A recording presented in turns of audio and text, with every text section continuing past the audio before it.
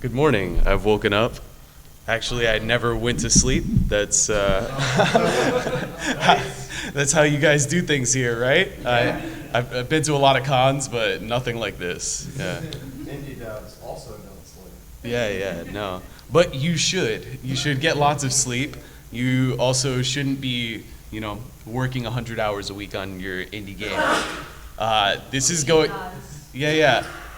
I don't want to be a negative Nance. I'm going to be a little bit of a negative Nance in this talk. I'm going to do a little bit of keeping it real and say that what are we doing? What are we doing? We're trying to survive. We're trying to hustle. And there's a reality. There's a lot of game developers, a lot of games out there. Not too many are making money. And yeah, that's what we're going to talk about. We're just going to get into it. This isn't going to be a long talk. I'm not going to be here for an hour talking about this. So we can just get right into it. My name's Eric. I'm a game developer. Why are we here? Because we want to make the move from hobbyist game developer to professional. What does professional mean? You're making dollars, more dollars than you've spent to try to be a game developer. That's like the real difference between hobby and career is if you're putting money into it and you're not getting that money back, it's just a hobby.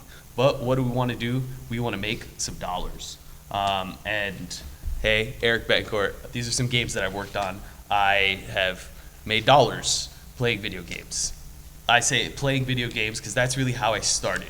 There are two paths into the industry. One is accidental and one is forced with steadfast determination. We all need that determination. A lot of the time it is going to be accidental, and that was my case. I started out as a classroom teacher, gamifying my curriculum for my fifth graders, and then going to cons like this, doing talks about how to make education gamey, going to teacher cons and talking about how to go the other way around. And in the integration between those, I found myself playing games with people for pay.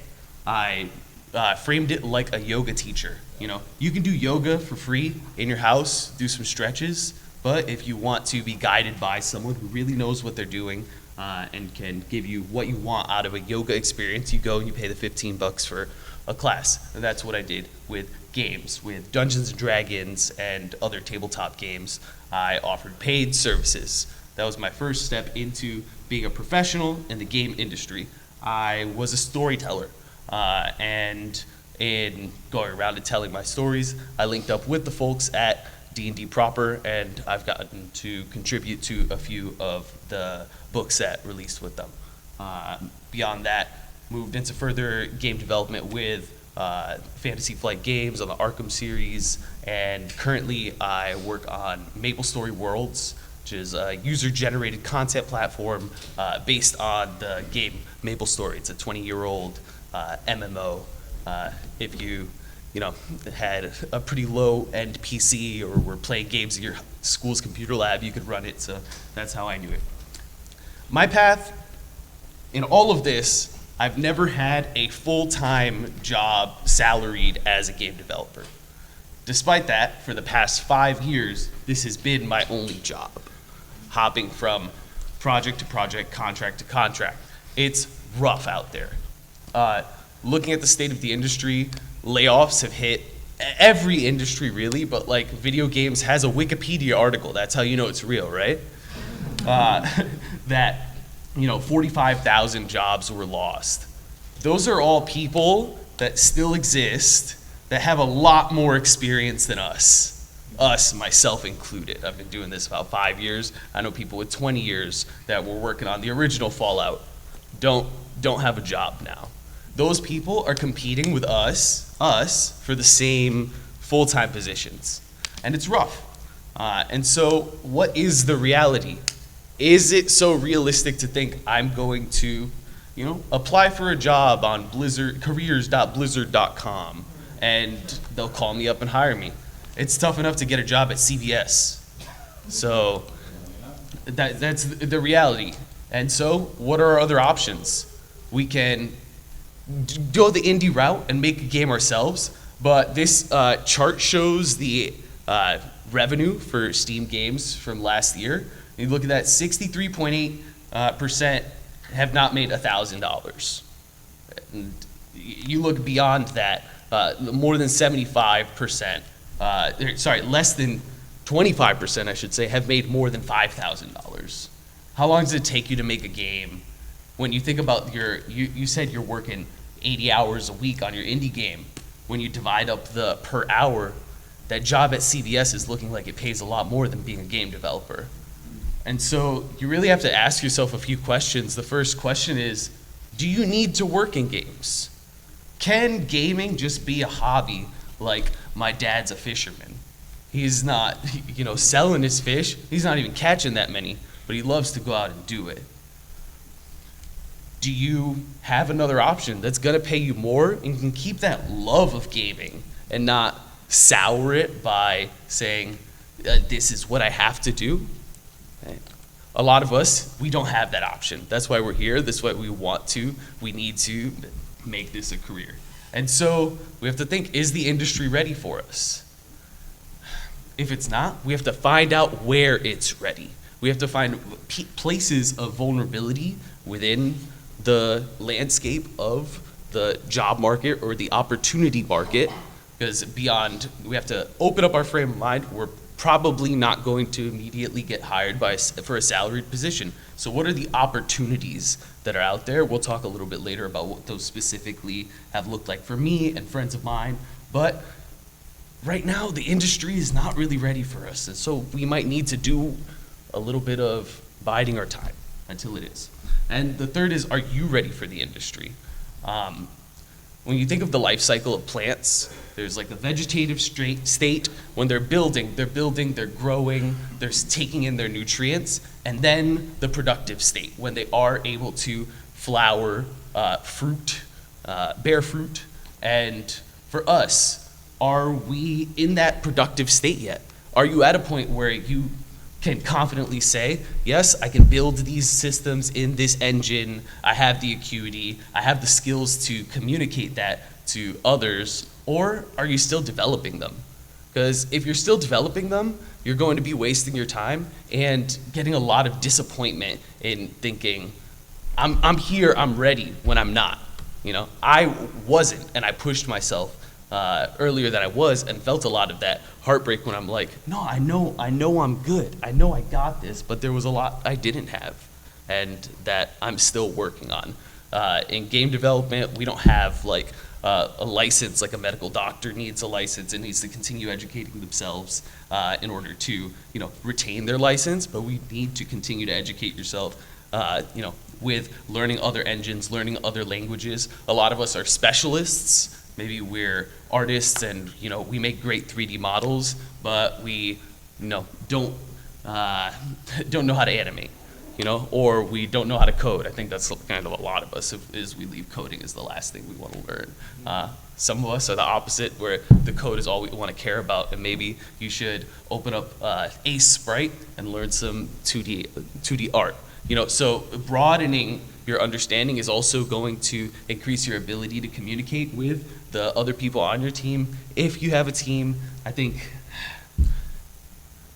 this is an industry where a team is great for collaboration, but every person you bring on is another mouth to feed and divides up the work that you've got to do, but also multiplies the amount of sales you're eventually going to have to make. So when is it time to make the jump?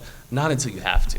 Not until you really need to, in two ways. Of, I have no other option, or my game's taken off and I'm stupid not to. I hope that second one comes to you, but more of us are probably going to be in the first of, we don't have another option, so we need to make game dev work. And so what do we avoid? Remember, we're trying to move from hobby to profession, and so we need to limit our costs because we want our return to eventually pass our costs. And so paid classes, mentorships, avoid them. They're scams. YouTubers that are pitching courses, the whole thing is on YouTube for free. You don't need the additional membership to their Discord. If anyone on LinkedIn is selling a mentorship, avoid it.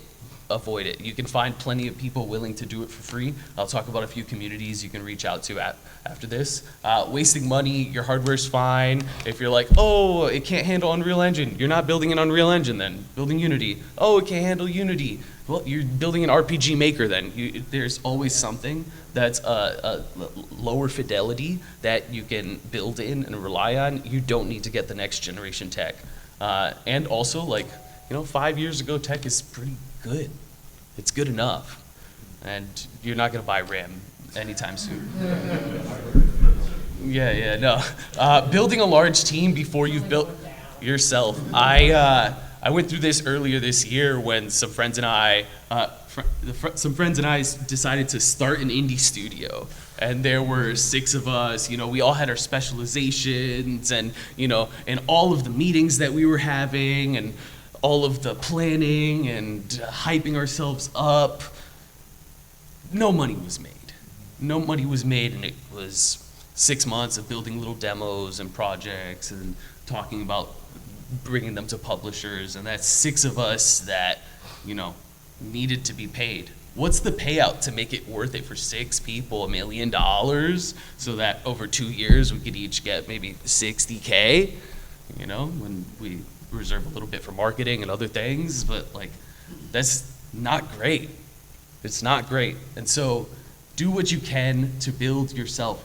Work in collaboration with other people, of course, but yeah, every body is another mouth to feed. Don't start with your magnum opus. You can, sure, make a Grand Theft Auto 7, but do that when you've got 15 years experience in the industry. You know the right rock stars to pull together for an Avengers team to really make it the game that you deserve to make it. If you start with that, there are too many unknown unknowns that, do you have a question? Yeah. Not really a question, but more of a kind of a comment/example. The game developer, Toby Fox, he very much didn't start with his magnum opus, and I'm not sure if this was in an interview or I think that someone commented on it, because he started with Undertale, and while he was doing that, he was still learning, so he didn't have to learn while making his biggest project, and have to make those mistakes through learning while making his biggest project. So after he was done with one game, he got ready to actually make the magnum opus, so he didn't have to make something that he was going to define himself by through trial while doing trial and error. Yeah. While making his first game. Yeah, you want to be able to make those little mistakes early, so that when you're making that game that you really want to shine, it can shine. And a lot of that stuff can be effortless when you're like, I've coded this 50 times already, I can do it again. And not saying yes to every opportunity that comes. I've really liked this phrase lately: if you want to live in a village, you've got to be a villager, which means when we talk about communities of support, you're going to have asks for the people around you, and they're going to have some asks too. So say yes to those. Whether it's, can you proofread my code? Can you play test my game for me? It'll take 20 minutes. Yes. Say those yeses, because people will look to you. When people will go to you when you need them. And so what works? What has worked for me? Find your USP. That's your unique selling point. What sets you apart? There are a lot of folks out there that want to do this. There are a lot of folks that can do this. And so why and what makes you special? For me, I found it in my storytelling and my ability to bring people together to escape the routine of their lives.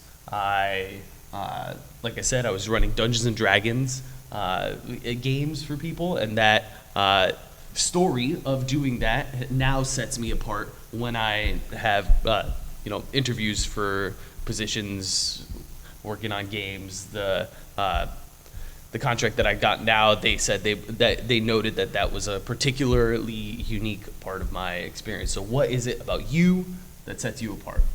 Scheming. I call it scheming. It's just seeking out opportunities that are there. A lot of things are expensive, and they don't have to be if you scheme. And so conventions. Tickets to conventions are very expensive.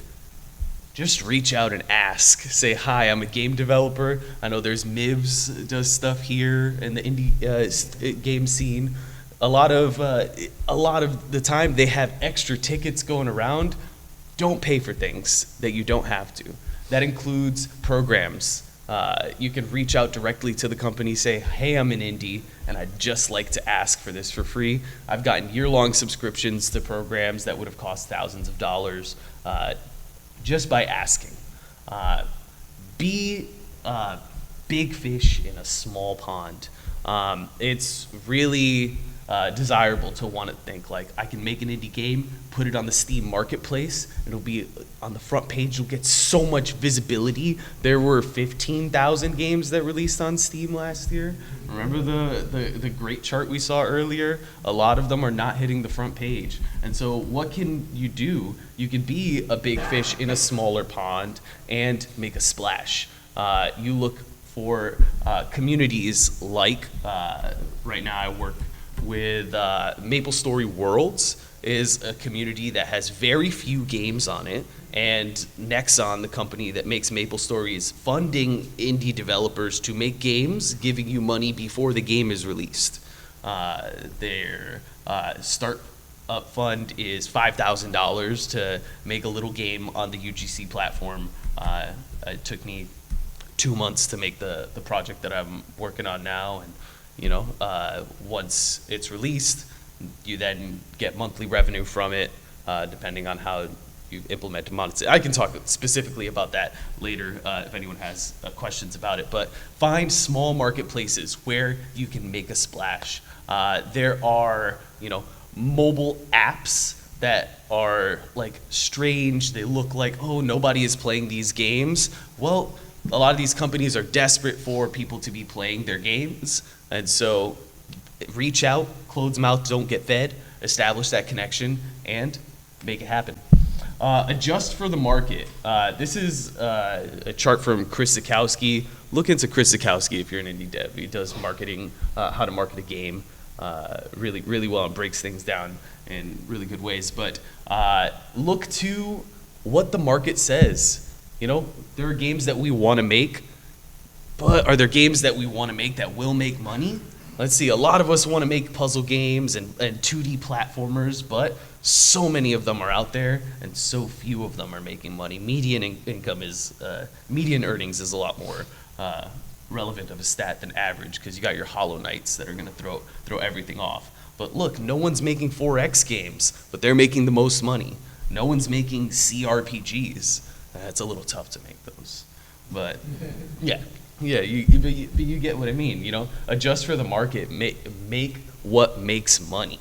And so another thing to look at is UGC. I'm rocking the Roblox chain right now. Kids aren't playing video games anymore. Kids are playing Roblox. My cousin is 12. He asked for Robux for Christmas. That's it. He didn't want toys. He didn't want anything else. A little sad.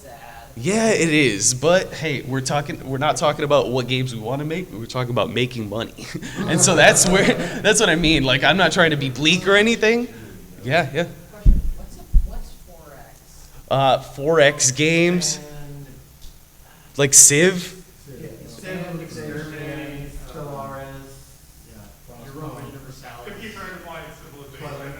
Yeah, it's. Yeah, Civ. Yeah. Okay, that's the only. Yeah, so kind of like large-scale simulation games. Oh. Yeah. Sim City? It's a type of strategy game where you're basically trying to build out like your own civilization and empire while competing with other empires. Yeah, but. Okay, that makes a lot of sense. Thank you. And so, like, thinking back to like UGC is a really fertile ground for monetization, modding, user-generated content. So if you look at games that have mods, games like Sims, my roommate, she doesn't play video games, she plays Sims. She subscribes to $40 a month of different Patreons for little Sims expansion packs. If you're a modeler, you can make clothes in Sims, you can make clothes in Roblox and sell them for 2 cents for an outfit. But if you get 5,000 people buying your little 2-cent outfit, that pays for lunch for a few days. Yeah. On your chart, where's the party multiplayer games? Because games like Peak come to mind. It's not my chart. It's Chris Zukowski's chart. It ain't there. Yeah, he goes a lot deeper into like a lot more genres too. I'd recommend looking into how to market a game. Chris Zukowski. I was gonna say that might, I don't know. Friend slob. How dare you? No, but I mean it's a silly term, but it's also like real. You know, make a crappy game. Don't put too much effort into it. It sells $1 million.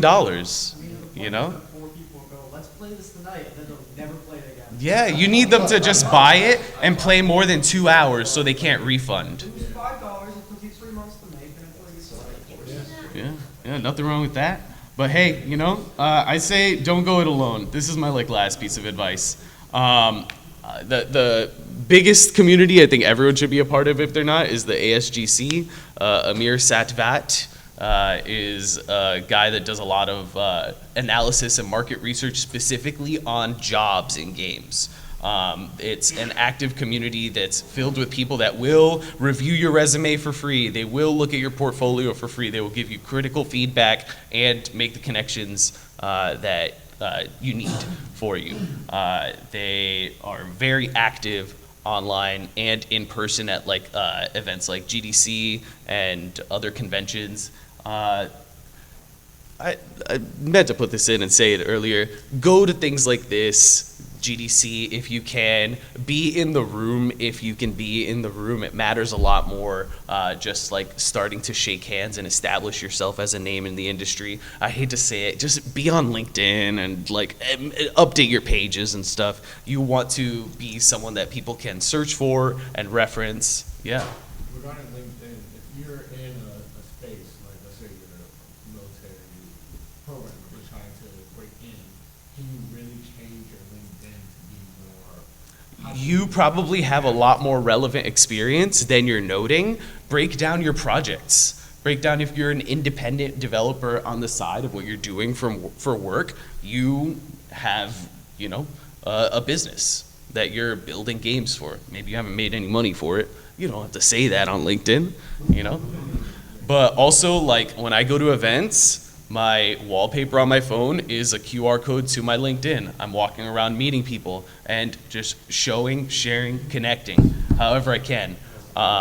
It's like really vapid and fake like interactions online, and don't take that seriously. You need to put your best foot forward, and you know that's just a part of it.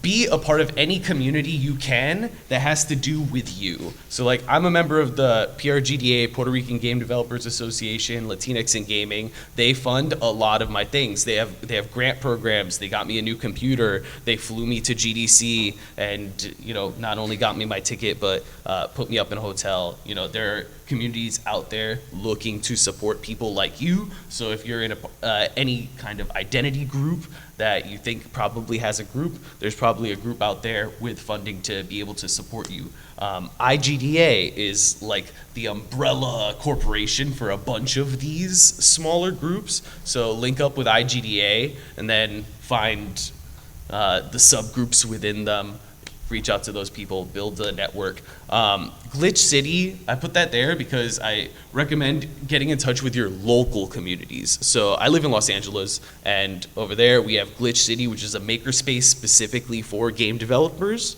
I know there is the SIM, the Seattle Innovation Media Group in Seattle that does the same kind of deal. I think here in like the DMV area, there's a few game dev groups I've heard good things about from, you know, people around. Pat Gillen, anyone? No? You know Pat, there you go. It's the homie. Yeah, so there's good people around here doing good work.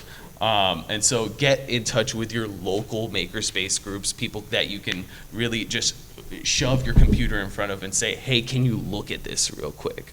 Because that also gives you a lot more of an ability to move forward than just cold emailing people, you know. Shake some hands. we're scared to do it. Wash your hands first, but shake them. That's really all I have to say. This is I've been hustling to make this work, and you all need to be hustling as well, because it's not going to be easy. There are too many games. There are too many games out there, and too many of us. And so, if you want to be making money in it, you got to fight for it. But I believe in all of you, so thank you. Does anyone have questions?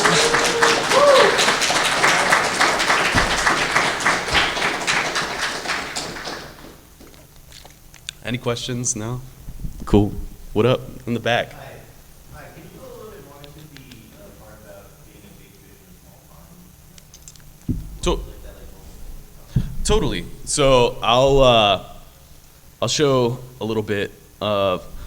So no one can see this, but I'm holding up my phone, and I'm showing the MapleStory Worlds app. It's an app that's funded by this company called Nexon. This is not an advertisement. This is just I have a game on here. There are very few games on this platform. That's all of them.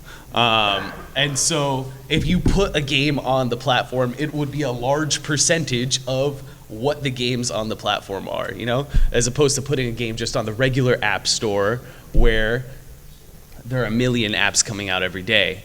How are you going to get visibility? And so if you reach out to smaller, established niche communities with less offerings, you can be one of those offerings. Yeah. You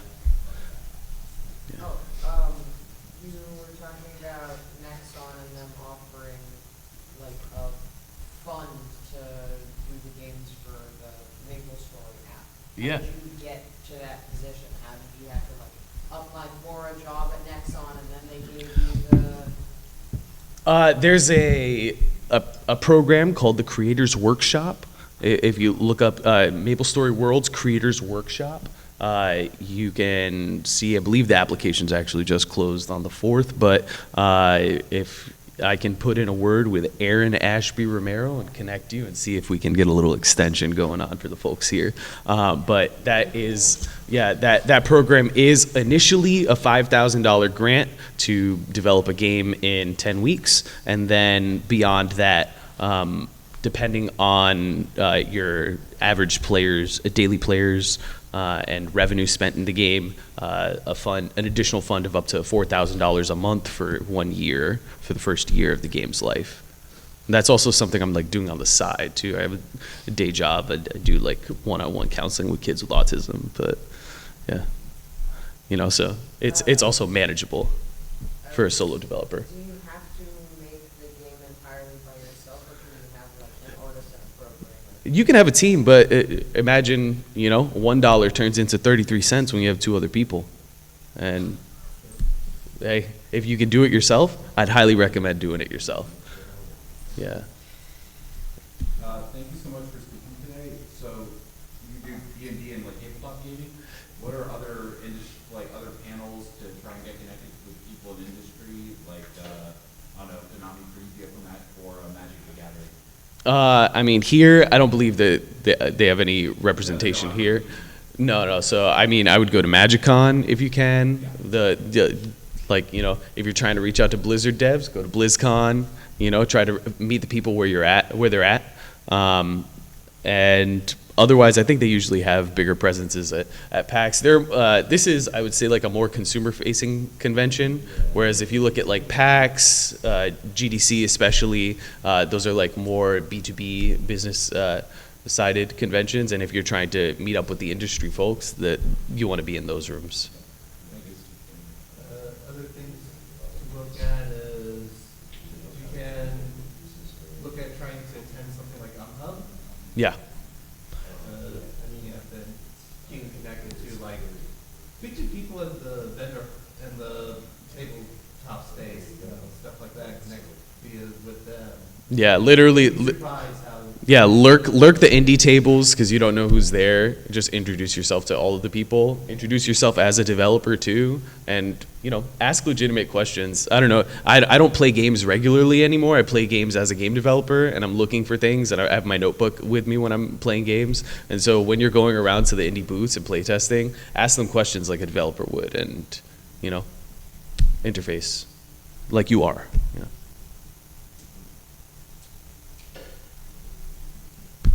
What about communities or you mentioned conferences like you see PAX? What about any like specific cons for like your programs to like unite for unity or like You got flying to Barcelona money? I wish.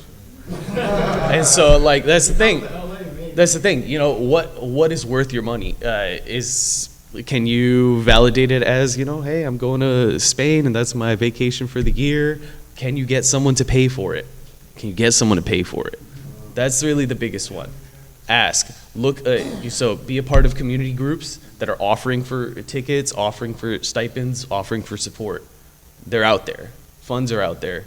Another scheme. I have a friend that is working on a game that is has to do with like cleaning waterways and rivers and like saving otters, but he's gotten like ecological funding from the government to so to make this game. And so scheme, get money where you can and get it to pay for the things that you want to do. You should go to Unite.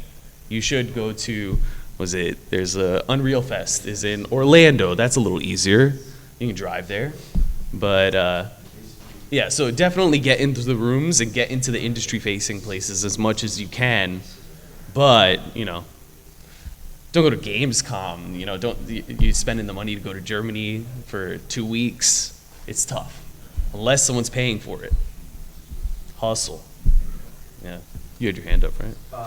Yeah. All right. What about for the solo devs that suck at marketing their game? What advice do you have to give them? Make a good game; it'll market itself. That's tough advice, but if you make a good game and send it to the streamers for free, it will market itself. That's fair.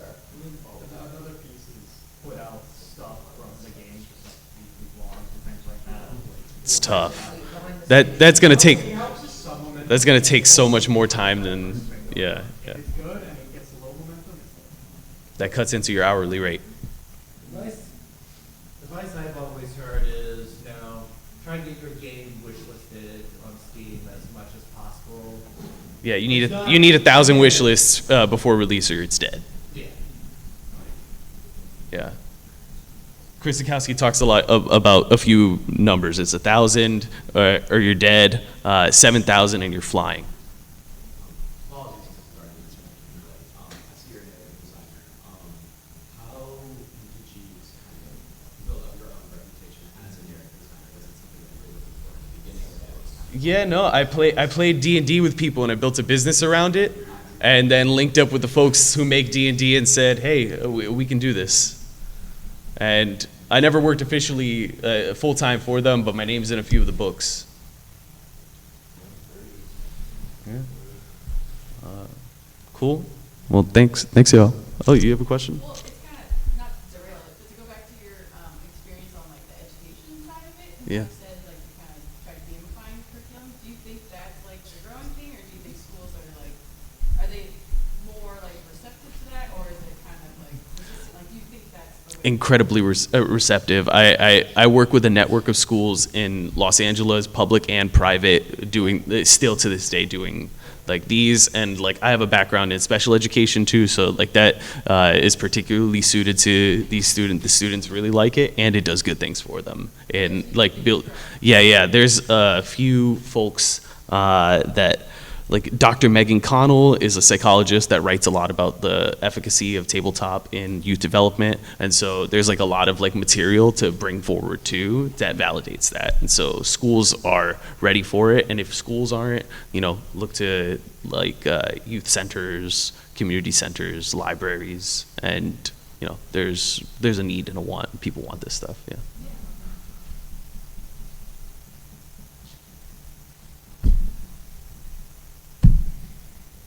Sweet. Yeah, that's all. That's all, guys. Thanks. That's right. We did it. We did it.